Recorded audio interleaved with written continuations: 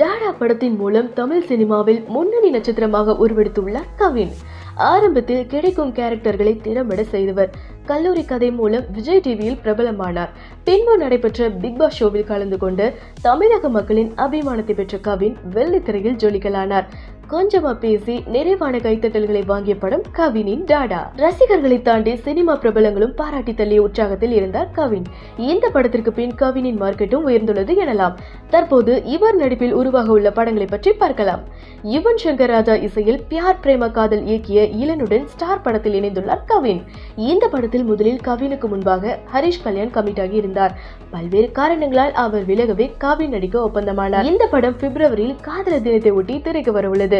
அடுத்ததாக dance master Satish அறிமுக இயக்கத்தில் கவின் இணையுள்ள படத்தின் தலைப்பு கிஸ். கவினுக்கு ஜோடியாக அயோத்தி பட புகழ் பிரீத்தி அஸ்ரானி டஃப் கொடுக்க வருகிறார்.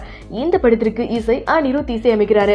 இந்த ஆண்டு தீபாவளி கொண்டாட்டமாக கவினின் கிஸ் திரைப்படம் ரிலீஸ் ஆக உள்ளது. படங்களை தவிர ஆகாசவாணி என்ற வெப் சீரிஸிலும் கவனம் செலுத்தி வருகிறார் கவின். சமீபத்தில் பா ரஞ்சித் தயாரிப்பில் ஜெயக்குமார் இயக்கிய அசோக் செல்வன் சாந்தனு நடிப்பில் வெளிவந்த ப்ளூ ஸ்டார் திரைப்படம் பட்டி தொட்டி எங்கும் பட்டையை கிளப்பி வருகிறது.